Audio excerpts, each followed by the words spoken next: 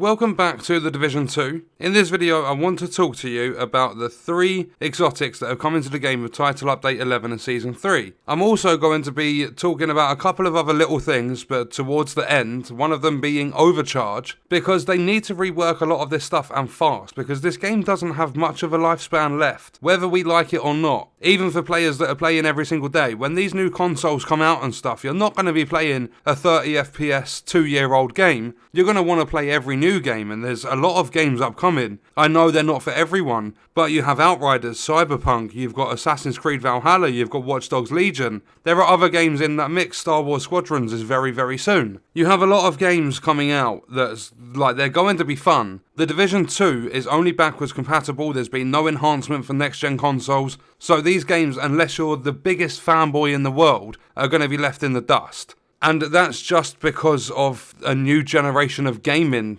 beginning. That's not because there's hate and the game's dead and all this sort of stuff. That's just because gaming is evolving yet again. So these exotics that have come into the game are nothing but underwhelming. I've not enjoyed using any of them. In fact, I've not even used the Backfire SMG because I know how bad it is.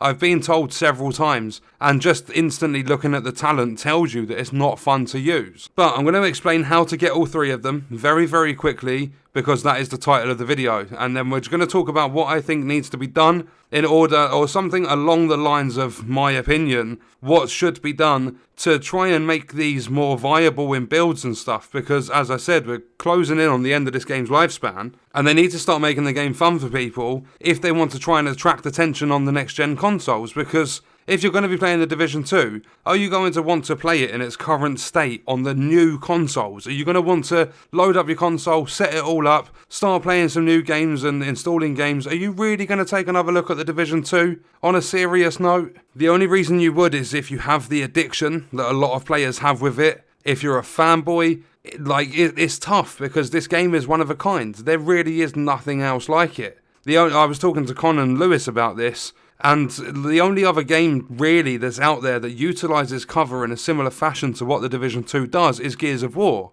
And Gears of War, the only experience you would get that's anywhere similar to the Division 2 would be the Horde mode, and it doesn't last long, it's not that fun, because you're just taking down waves and waves of enemies. So it's like the cover system, the way the game works and everything is one of a kind. Other looter shooters aren't like this game, not really. And that's why this game is still thriving to this day, whether we like it or not, whether it's full of bugs or not. This game has no competition, so these developers can get away with a lot more because there's nothing else to take the player base. You can go back to Anthem, you can go back to Destiny 2, but it doesn't change anything. This game is still there for a lot of players, and there are still new players coming every single week. And it's just building up and building up, but it's coming to the end of its lifespan because they've not done anything to show that they care in the last 18 months, and they're not enhancing it or upgrading it or anything like that for next generation. My guess to the reason they haven't done that is probably because they're going to announce a new game soon, whether it's Avatar or Division 3. We don't know, it might be a brand new IP, we don't know. But the Backfire SMG, all you need to do to unlock it, Season Level 55. That will give you access to the Backfire. The Memento Backpack, Season Level 90. And that's still underwhelming, even though players have said it's good. I've done my tests and I don't like it. And then you have the Ridgeway's Pride. This one's going to take a little bit longer to explain.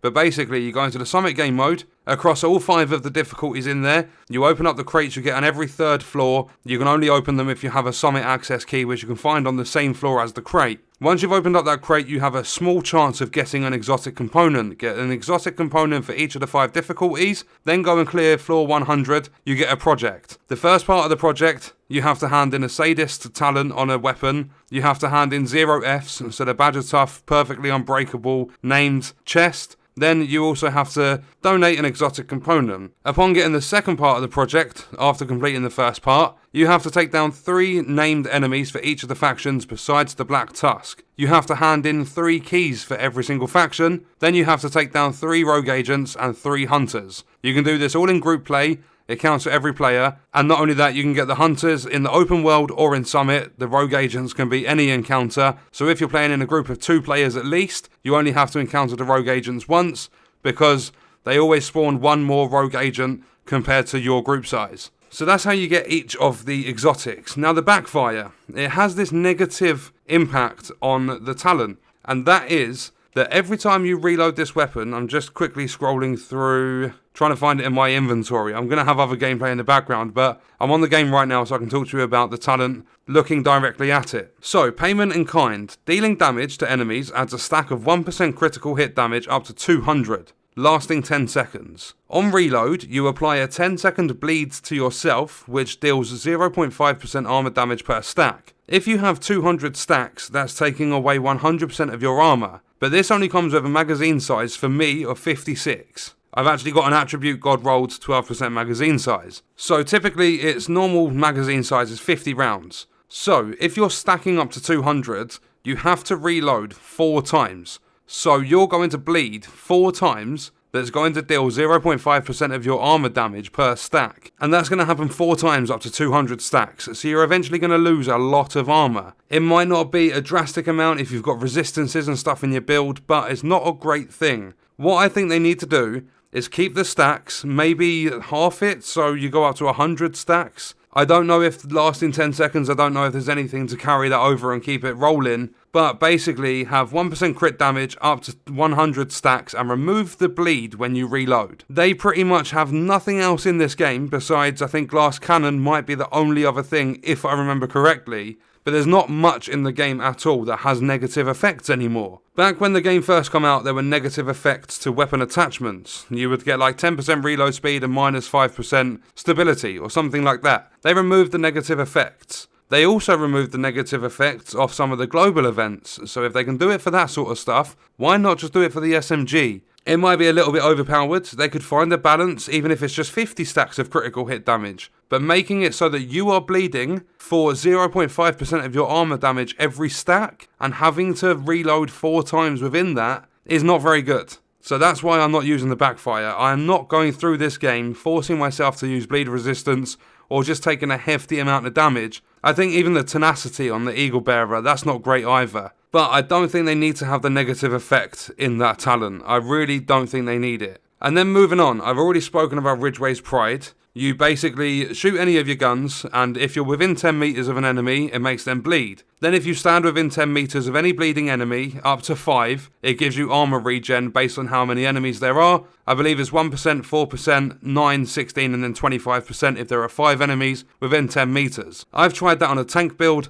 I've tried it on a DPS build. It doesn't work nicely at all. What I believe they should do is double the distance you can be away from an enemy to 20 meters to make them bleed. So any enemy within 20 meters, if you shoot them, they will bleed. Then what I think they should do is completely remove the distance of getting armor regen based on enemies bleeding. So instead of 10 meters, have any distance. So if I'm within 20 meters of 5 enemies and I ping them all with an SMG, for example, they will all 5 of them start bleeding. Then because they are bleeding, I can be anywhere, and as long as they are bleeding, I'm getting armor regen. That, in my opinion, is a much better way to run that exotic piece of gear. It would need testing, it would need balancing, but I'm pretty sure the community would happily test that sort of stuff out and let you know. But then we have the Memento, and I put in a little bit more effort into, well, I say a little bit more effort. Basically, I tested it for longer because there are 3 different ways you can use it. This backpack will give you a core attribute for every single attribute there is. So you'll have weapon damage, armor, and skill tier. I'm pretty sure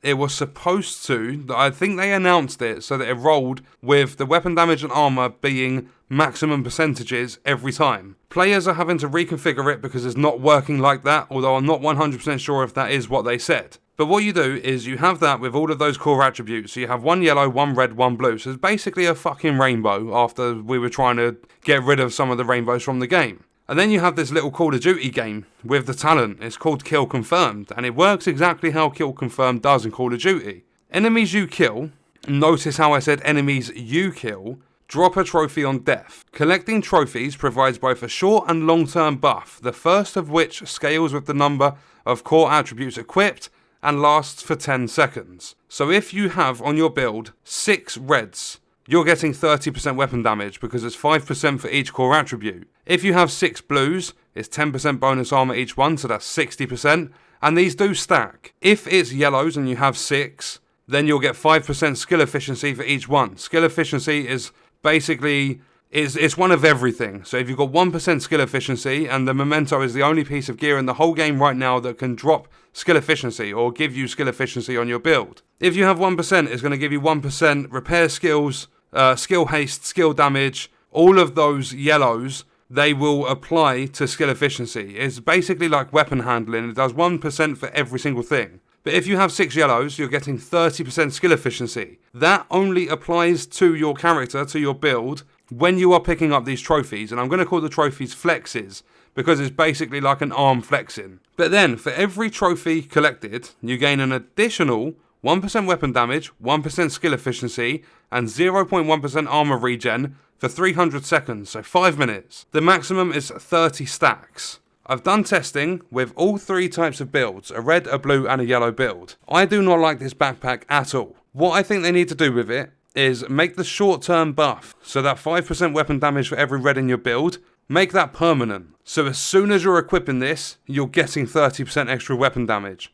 As soon as you equip it, you're getting a guaranteed 60% bonus armor. I think they also need to change it so that it's not just you getting the trophies to drop, the flexes to drop. I think they need to do it so that group player kills can drop them for you. Because if you're running a survivability build, you're not getting many kills. If you're running a skill build, you're not getting as many kills. DPS is always going to outperform because it's damage. So sitting there with a survivability build, I'm having to ask Pete, Con and Lewis to let me go and get the kills. It's possibly going to be great for solo players, but it's not that good for the group play, because you can't get these trophies to drop when your friends kill the enemies. I also think they need to double the percentages on the long-term buff, so the one that builds up over time for every trophy, giving you an extra 1% weapon damage. I think that needs to be doubled. At least double it, and then do some testing and see how the players are feeling, because I run it with my DPS build, and this backpack replaced my backpack that has Vigilance. And Vigilance, once you get hit, you lose the buff of 25% weapon damage for 4 seconds. So my very first stack, my very first trophy I get to drop, is going to give me 30% weapon damage. But that doesn't feel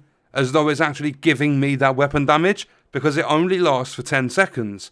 Typically, an enemy is going to sit behind cover for about 7 or 8 seconds. It's really, really prolonged their sitting in cover time.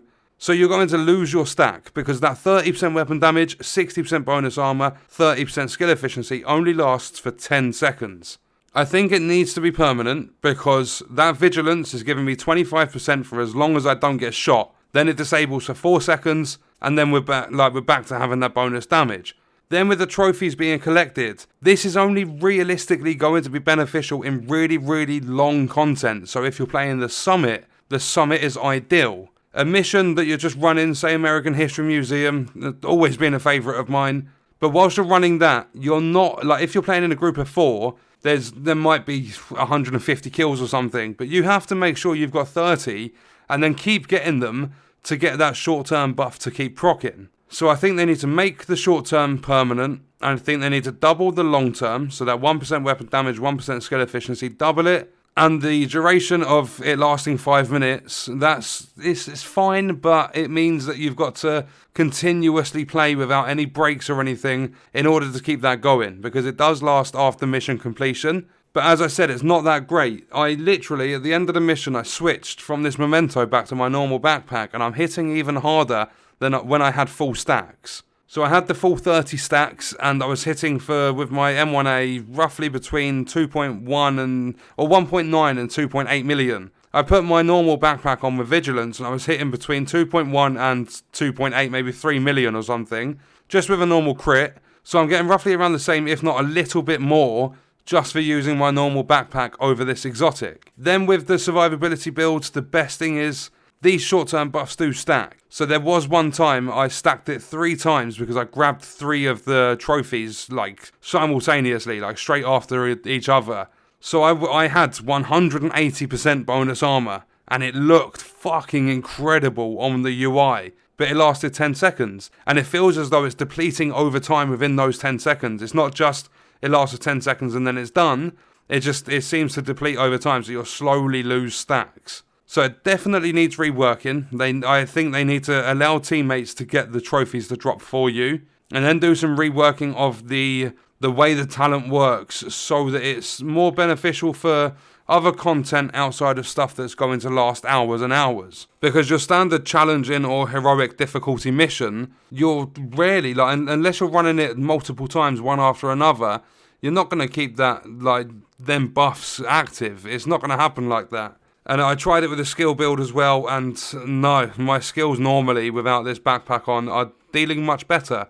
Because I run the, if I have a look for it, I run the force multiplier, so I have perfect combined arms. Shooting an enemy increases total skill damage by 30% for 3 seconds. So whilst I'm using my skills, I shoot an enemy, there's 30%. That's the max amount of skill damage I can get from each of those, like from fully stacking up the long-term buff. So I don't think it's beneficial to a player. Your best bet is to probably run this solo, and then you might see improvements on your build a little bit here and there, but as I said, it's going to need to be continuous play, and it's more beneficial if you're playing something that lasts longer than like 20 minutes, or even like 10-15 minutes. So, just quickly, because this video has been extremely long, a lot longer than I wanted it to, but Overcharge, it's a topic I'm going to continuously bring up until something is done with it. There's been no addressing it, no talking about it, no nothing.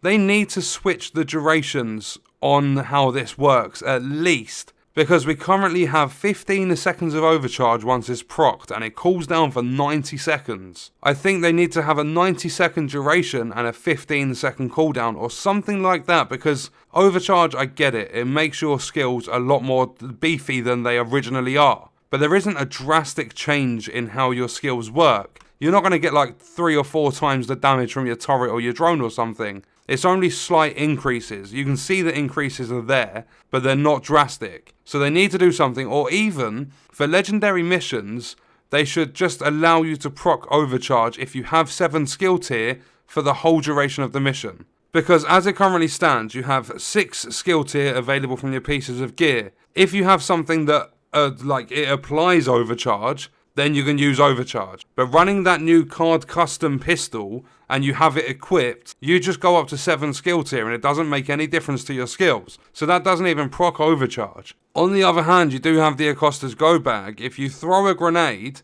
it refunds it and it grants 1 skill tier. It grants overcharge if you're already at skill tier 6.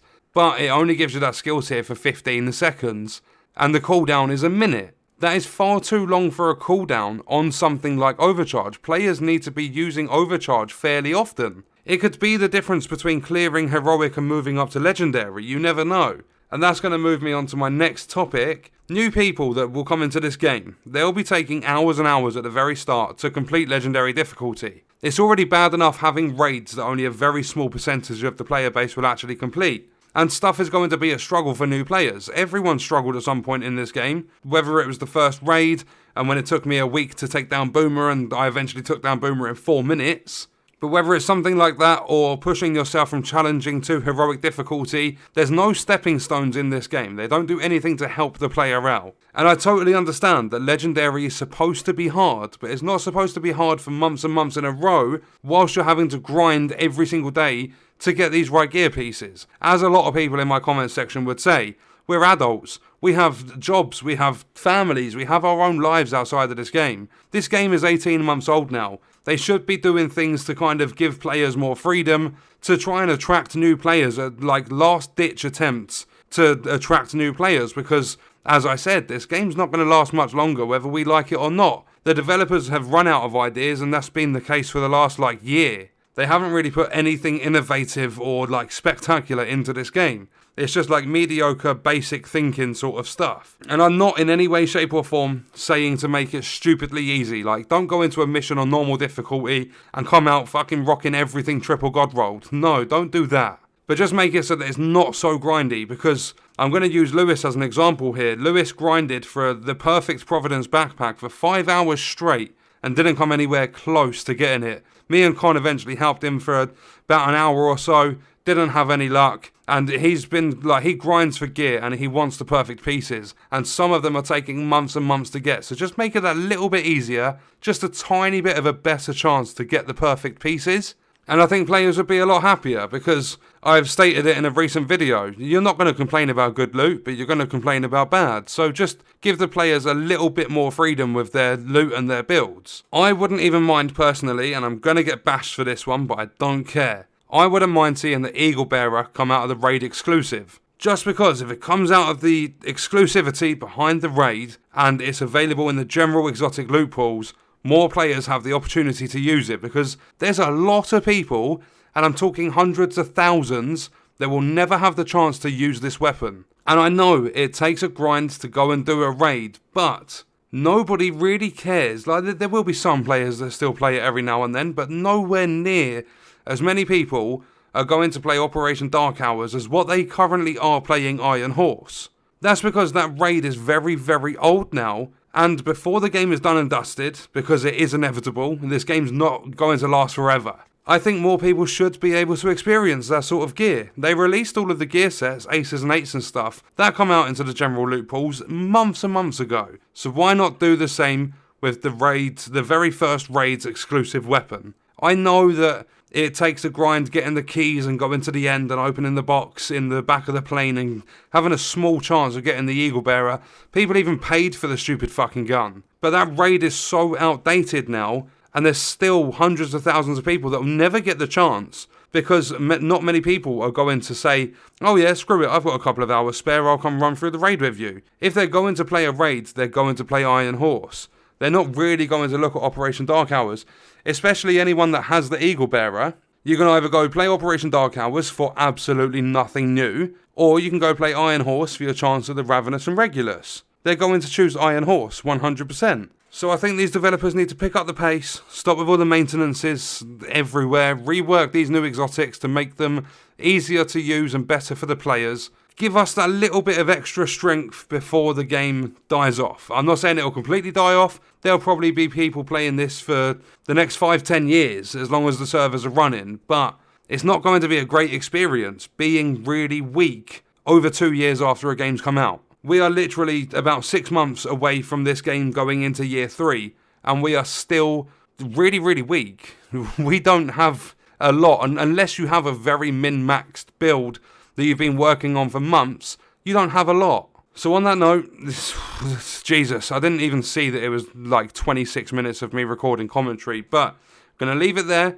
That is my opinion. You're obviously going to have your own, so let me know all of your thoughts and stuff in the comments. I will see you in the next video. I hope you enjoyed it. Thank you for watching.